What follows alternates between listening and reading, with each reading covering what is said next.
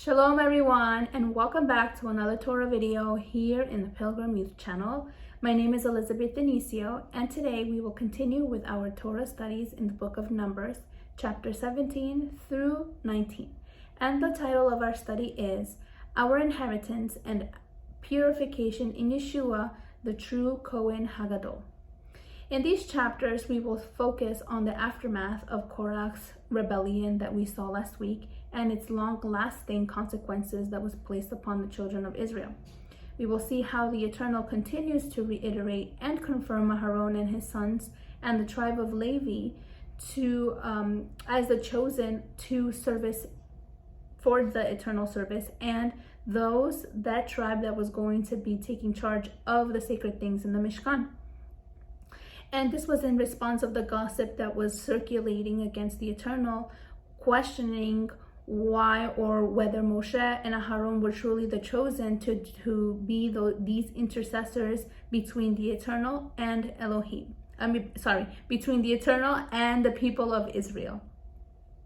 We will also see in chapter 18 the specific roles and details responsibilities that the Eternal gives the Cohens, that gives our Aharon, his sons, and the tribe of Levi, not only the responsibilities but also the inheritance that they were going to have because of their service in chapter 18, where we're going to see a lot of very interesting connections to Mashiach and how truly Yeshua has been in all of these shadows, all of these figures symbolically, and how it continues, or how he came to fulfill these korbanot, how he came to fulfill the prophecies that we will find in all of these procedures or commandments that were given to the Levites, and the entrust that the Eternal had for this tribe because they showed their sincerity, their fidelity to him in a time of idolatry. We will see in chapter 19 something very interesting, which is this concept of the red heifer, and how this commandment holds another shadow of Mashiach, and what we will learn with that lesson. How is it that a red heifer was going to purify a people? So that's what we're going to be focusing on today. And with this, I'm going to read chapter 17 from verse 1 to 13. It says, Adonai spoke to Moshe, saying, Speak to Ben Israel and get a rod from each ancestral house, 12 staffs in all, from each prince according to his ancestral household. Write each man's name on his staff. Write Aharon's name on Levi's staff. For there is to be one staff for the prince of each tribe. Verse 4. Then you are to place them in the tent of meeting before the testimony, where I meet with you. It will come about that the staff of the man I choose will sprout. I will then rid myself of the grumblings of Ben Israel, who are grumbling or gossiping against you.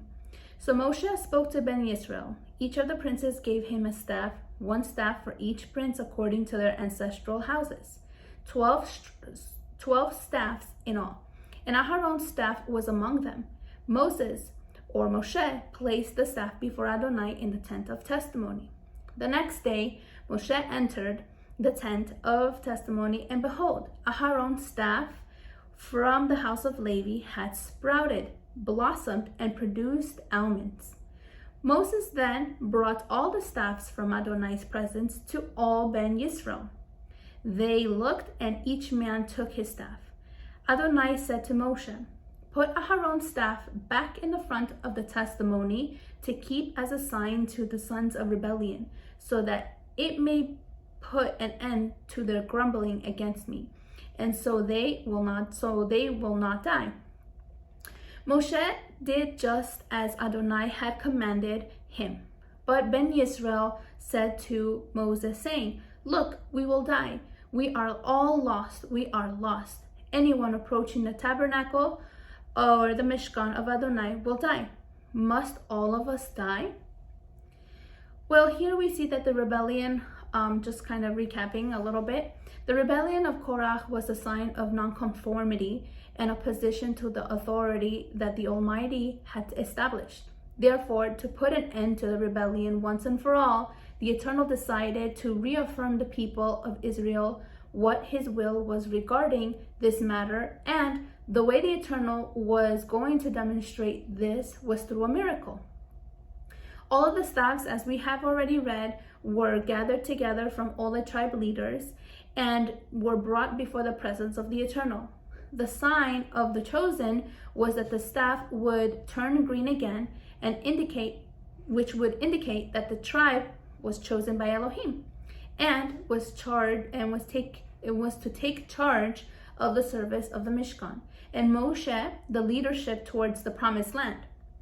Aharon's staff was the only one that budded. So this miraculous event was a solid confirmation that the tribe chosen for the ministry was Levi, and that only Aharon and his descendants were designated to have the position of great ministers. This was important to establish because if we remember last week, 250 men died because they presented before the Eternal unauthorized incense, since they were not part of the chosen tribe to handle the holy things. Even though they were part of Israel, you could say they were part of a tribe within Israel, but they were not specifically of the specific tribe of Levi, which made it incorrect.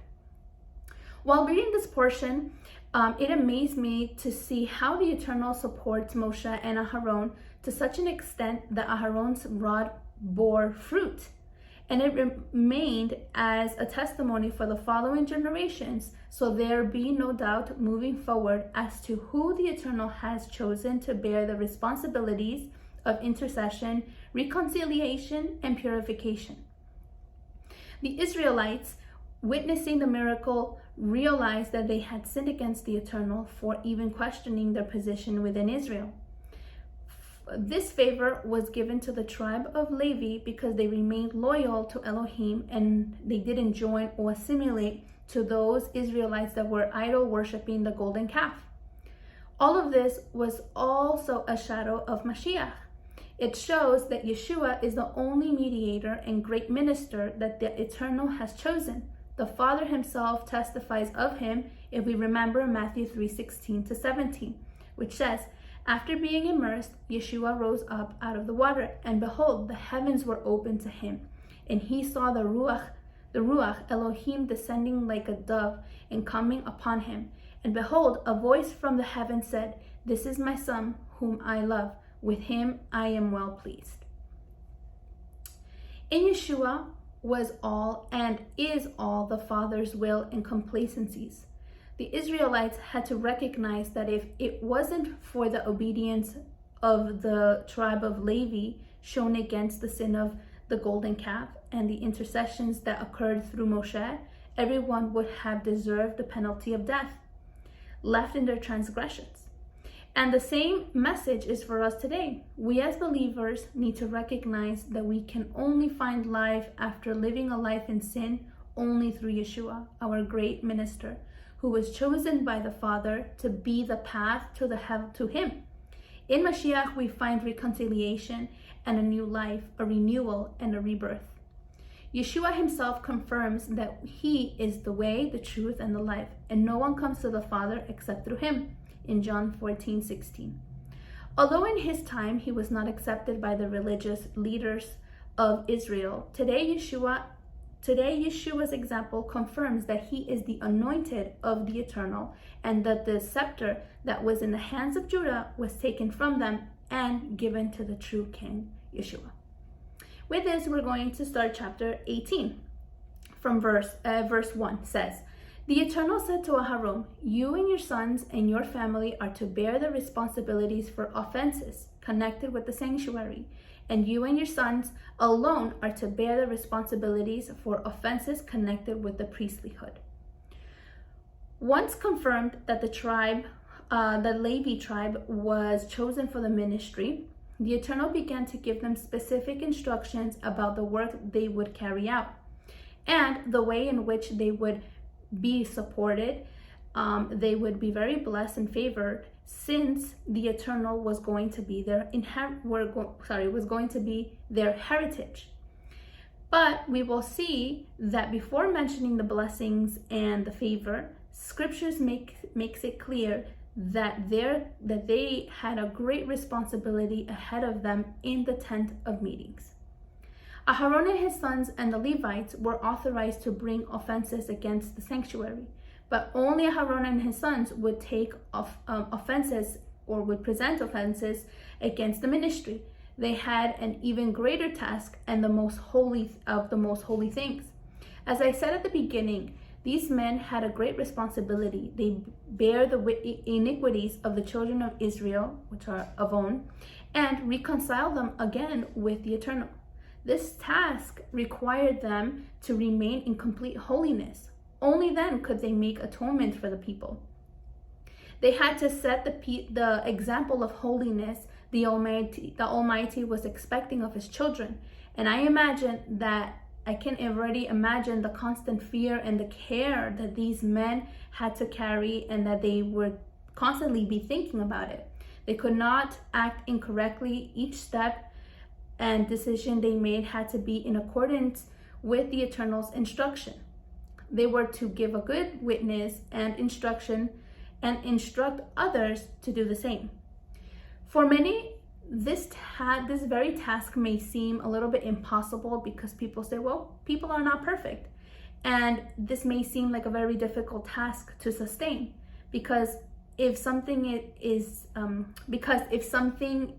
in our lives may seem a little difficult to overcome of our areas in our life, we can imagine the great responsibility of not only ourselves, but the responsibilities that we would have to carry of other people as well. It's very interesting to even put it into that perspective.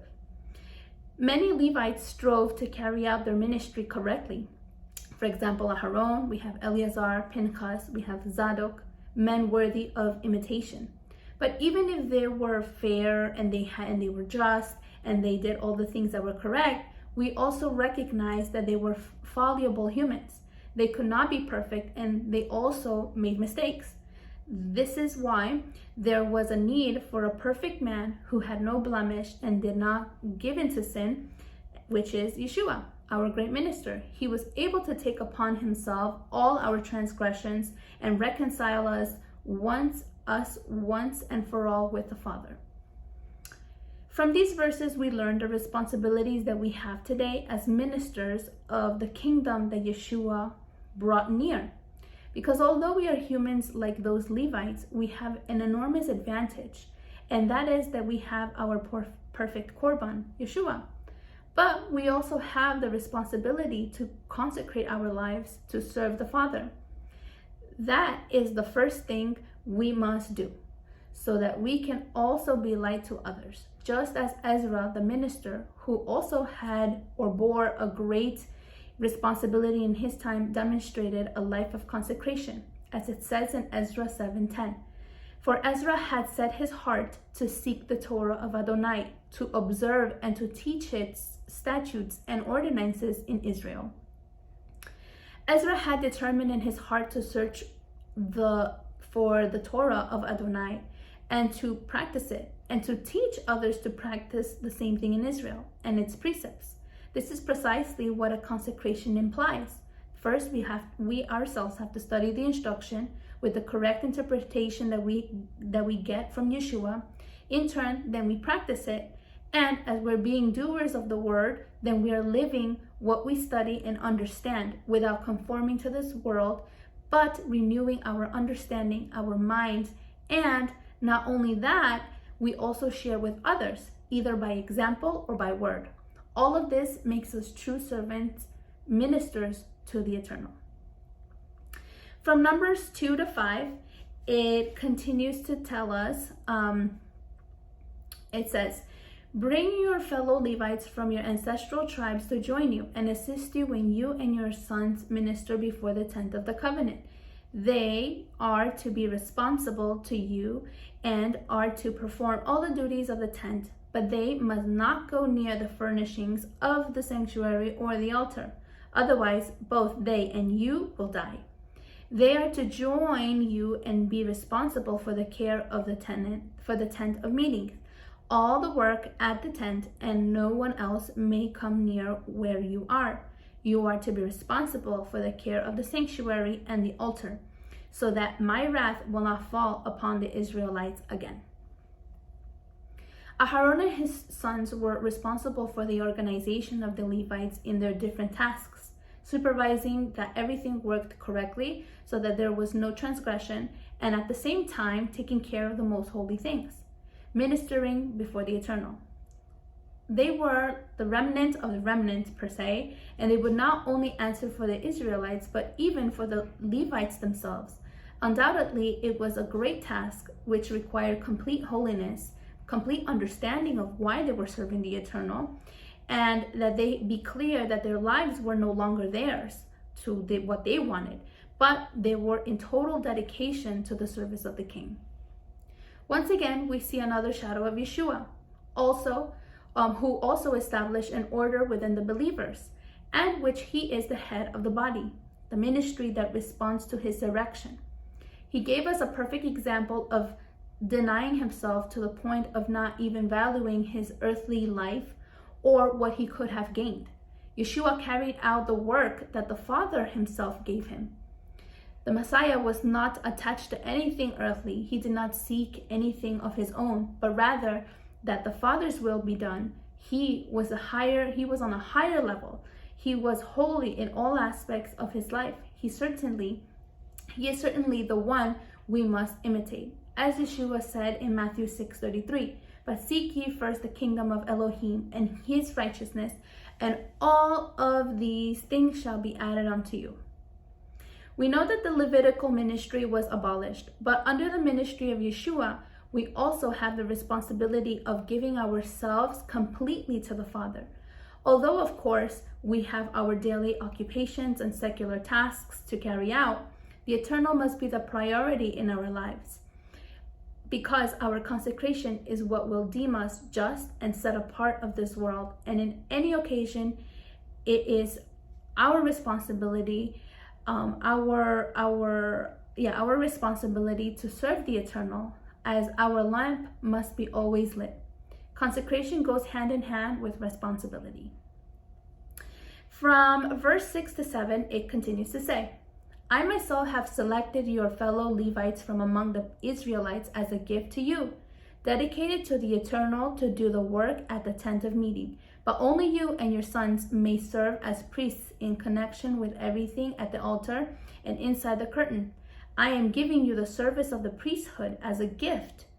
Anyone else who comes near the sanctuary is to be put to death. They were completely dedicated to the service, as we have already seen, that this was the only means by which the Israelite, a common Israelite, could be reconciled. They could not obtain remission in any other way. Therefore, the ministers were a gift that the Eternal had given to the people of Israel, so through these ministers, the people who transgressed may be able to atone for their faults, just as Yeshua is for us today. His delivery is our gift, an undeserving favor that we have received and that we should not underestimate. We must recognize that only through the Father's chosen, who is Yeshua, can we find true life and reconciliation to the Heavenly Father. Elohim is clear that there is no other way for Israel to be cleansed of their sin. It's only through the service of the Levites, and that there is an order.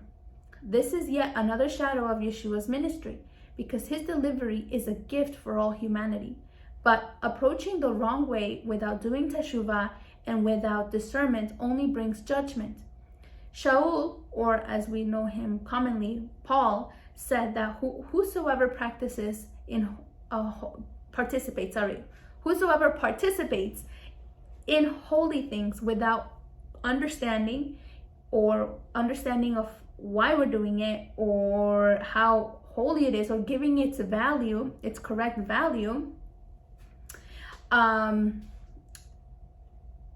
or in other words, we do something or we participate in something that is holy without truly discerning the sacrifice of Mashiach, the only thing that it will come or what will accumulate is judgment for ourselves. Hence the importance of being very careful when approaching the Eternal through His Son.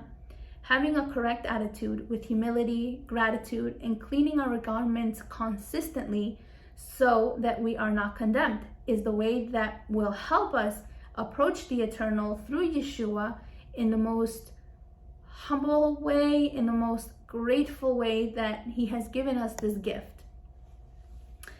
And well, from verse 8 to 18, the Eternal continues to inform Aharon, his sons, and the entire tribe of Levites of their rights, or you could say benefits, for serving in the Mishkan.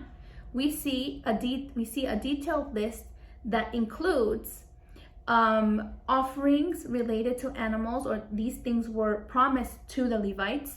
Offerings related to animals and their meat, oils, land, first fruits, new wines, everything in Israel that was devoted was going to be for the Levites.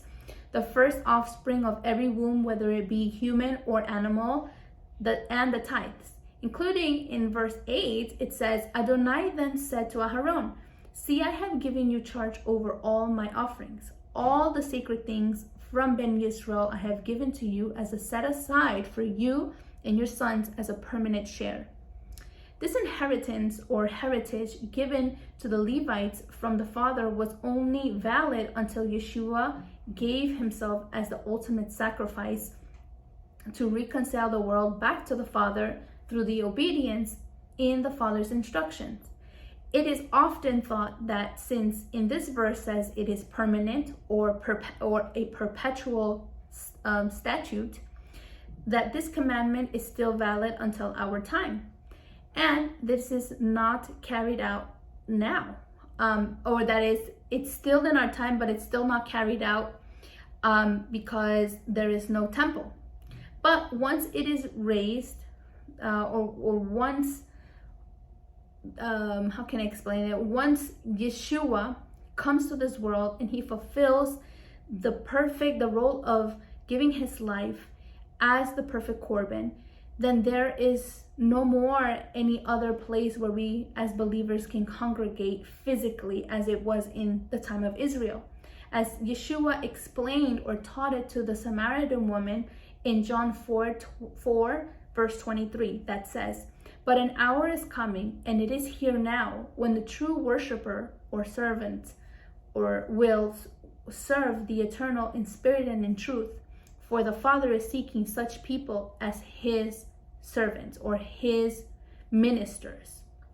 So here we see that we do not have these Levitical laws per se as in a literal form, but Yeshua came to fulfill all of not only the Korban shadows, but also the role of the Levites as well.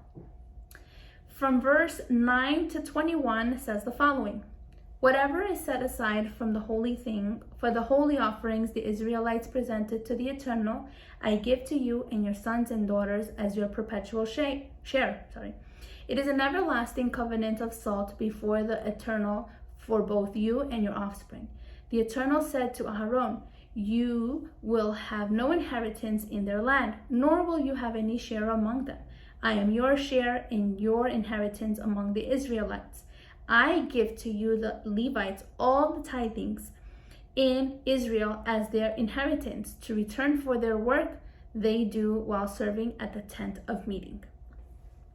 Everything they received was very holy, consecrated to the Eternal first, and then they would partake of it as their share or inheritance for their service in the Mishkan.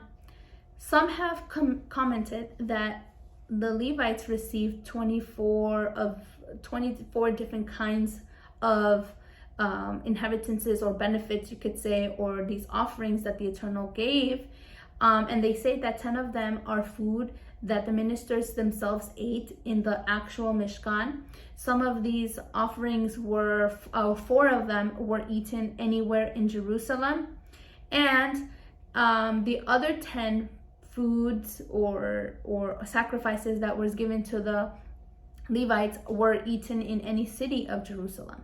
So it has different implications. We see this really long list, but what we know is that the Eternal chose to give the tribe of Levites his inheritance, that portion that the Eternal asked of all of the other tribes to give, and this is the way that the Eternal was going to supply the needs of the Levites. In this portion, we also see the pact of salt. Why is there so much reference to the salt in the scriptures? The use of salt to solemnize or to bring together or to pact was symbolically expressed with this pact of salt that suggests the idea of permanence, of stability, since we know that salt preserves food from corruption. It alludes to the Torah that does this work in us, and also the believers who are called to have salt in us. As Yeshua said, you are the salt of the world, making a difference in this world and contributing to the lives of others in a positive, consecrated way. The Eternal was in charge of providing for all of the Levites' needs. They did not have to worry about anything else than servicing the Eternal. And this reminds us of what Yeshua said, right? Or what I've already expressed. So that Yeshua said, seek ye first the kingdom of heaven and his justice, and everything else will be added unto you. From verse 22 to 32 at the end of chapter 18, it confirms that the tithes belong to the Levites, and that the Levites also had to separate tithing from what they had received as well. What we have learned is that there are 5 ways of giving in scriptures. The first one is tzedakah, the second one is terumah, the next one is nadar, bikurim, and masar that are mentioned in this chapter. This has nothing to do with the religious taxation system, you can say, since there is no longer a literal temple where we have to give our 10% to an organization. In fact, in Mashiach, who is now our temple that is built not of human hands, but is risen by the Eternal, we learn how to give these tithings. Scriptures say that we will be guided to all truth, and the same goes in this aspect. The Eternal will guide us to the people who are in need. In our context, the way to deliver these tithings is through a complete service to the Eternal, being consecrated ministers to the Creator who offers our time and attention, and deliver fruits of obedience, holiness, justice, mercy, helping the needy, integrity, and fidelity. And lastly, we're going to go for chapter 19. And for this chapter, I'm going to read from verse 1 all the way to 10. And it says, Adonai spoke to Moshe and Aharon, saying, this is the statute of the Torah which Adonai commanded, saying, speak to Ben Yisrael that they bring to you a flawless red heifer, on which there is no blemish, and on which has never been a yoke. Give her to Eleazar the Cohen. He will take her outside the camp and slaughter her in his presence. Then Eleazar the Cohen is to take some of the blood of his finger and sprinkle it 7 times towards the front of the tent of meeting. While watching, he is to burn the heifer, her hide or her leather, flesh, blood, and refuse or dung. The Cohen is to take some cedar wood, hyssop, and scarlet wool, and cast them into the midst of the burning heifer. Afterwards, the Cohen is to wash his clothes and bathe his flesh with the water, and afterwards he may come back into the camp. Still, the Cohen will be unclean until evening. Also, the one burning is to wash his clothes and bathe his flesh with the water, and he will be unclean until evening. Verse 9. A clean man is to gather up the ashes of the heifer and put them in a clean place outside the camp. They are to be for the community of Ben Yisrael to use as water of purification from sin. The one who gathers the heifer's ashes is also to wash his clothes as well as be unclean until evening. It is a permanent statute for Ben Yisrael and for the outsiders living among them. This chapter centers mainly on the procedures an Israelite had to follow if he or she was in contact with death or become in a stage of impurity, which would bring upon the person a condition of not being suitable, not being being impure. In this chapter, the laws or commandments that the Creator ordains falls into the category of huk or hukim in plural. And we can find this reference in the Strong's Concordance H 2708, which is custom, decree, description, establish, statute, law, commandment, ordering, practice, rule, right, whose purpose or meaning are not necessarily understood by human intelligence. They are irrational, which does not mean that that this law was without any reason, but rather it had a divine logic, which humanity doesn't always understand.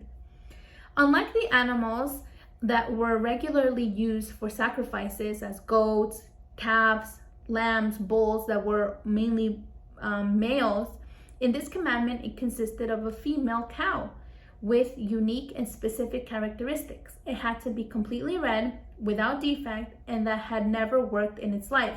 An animal, as we describe it like this, was not seen, wasn't a usual kind of thing, which is why it was consecrated from the moment of its birth for a specific purpose. The red cow is said in Jewish tradition to be the result of a miracle, and states that there have only been 9 red cows in all of the time that the temple was there. So the overall procedure of how this would work was, number 1, the great minister would slaughter the animal outside the camp, sprinkling it with his finger 7 times in front of the tent of meeting. The mystery behind the red heifer has confused many people, especially for those who do not believe in Mashiach as the perfect korban. As we know in Hebrews 13 from verse 11 to 14, it says, "For the bodies of those animals whose blood is brought into the holiness by the Cohen Hagadol as an offering for sin are burned outside the camp." Therefore, to make the people holy through his own blood, Yeshua also suffered outside the gate or outside the community. So let us go to him outside the camp, bearing his disgrace. For here we have no lasting city, but we seek the one that is to come. So we see another shadow of Yeshua. Step 2. Then its leather or its hide, meat, blood, and dung were also burned in the fire, in which the great minister added more elements that clearly points to the sacrifice of Mashiach. We have the cedar wood, which is the wood in which Yeshua died. The hyssop, or sop, it was used for cleaning, and they gave Mashiach wine to drink from it. The scarlet, which is a color of sacrifice. And third, finally, the ashes were collected by a clean man who, ritually, you could say, who placed them in a clean place outside the camp to be kept by the congregation of Israel, children of Israel. That resulted in a sin offering called chatat, which is by error. It wasn't any type of sin. It wasn't a sin that knowingly you will do it. But it's more so for sins that were committed that were not on purpose, and that the person truly didn't know it was incorrect. For those, was this water going to clean? And it wasn't out of rebellion. Since we know that in Hebrews 10 verse 26 to 29 tells us that whoever willfully continues to sin after receiving the knowledge of the truth, well, there is no other sacrifices that can be presented other than Yeshua's, and therefore that person stays in condemnation. And the only thing they wait is the terrifying expectation of judgment and fury of fire, that the Eternal will devour his enemies. So what is it for? This cow was going through a process that made those who collaborated in bringing it in, sacrificing it, burning it, impure, while its ashes mixed in water served as a means of purification when sprinkled on those who were ritually unclean, tamei. And we see this, tamei, we see a reference in the Strong's as H2930, which is primary root is to be contaminated, specifically in a sense of ceremonial or morally polluted. We see that just as Mashiach became unclean for us to purify us, and it expresses as it expresses it in Hebrews 9 from verse 11 to 14, the blood of Mashiach was sprinkled allegorically for the purification of Israel and those that came from the nations who do teshuvah, as Hebrews 9 verse 13 to 22 tells us. It says, "For if the blood of the goats and bulls and the ashes of the heifer sprinkles those who have been defiled, sanctify for their cleansing of the flesh, how much more will the blood of Mashiach, who through the eternal Spirit offered himself without blemish to the Eternal, cleansing our conscience from dead works to serving the living Elohim?" So we see that in conclusion, how this red heifer is teaching us that Yeshua is represented in this commandment of the red heifer, and how his blood was not only sprinkled and allegorically, but it's not only enough to have Mashiach. If we remember that the heifer, its ashes was mixed with water, and water in scripture represents the word of the Eternal that gives us life. So here we can see that not only can we say, well, I only accept the Mashiach but not the Torah, and neither can we say I accept the Torah without Mashiach. We need both pillars that will bring us back into teshuvah, to reconciliation with the Eternal, and that will purify us. Without having one or the other, then we won't be truly reconciled with the Eternal. And we see the same thing that Peter says in 1 Peter chapter 1 verse 2 says the same. So we see that the water and the blood that was sprinkled was a shadow of Mashiach. It was a symbolic way of washing and cleansing of sin, death, impurity to live again, impurity in order to be renovated, to live again. Just as Mashiach gave his blood to wash us from sin, so we could be recognized before the Eternal as just. If the blood of Mashiach is enough, then there is no need to look for another heifer, as some people are doing today. But if the blood of Mashiach is not enough, then the only thing that awaits us is judgment. And well, this is the end of my video. I want to thank you for your attention, and I shall see you in another video if the Eternal permits. Shalom.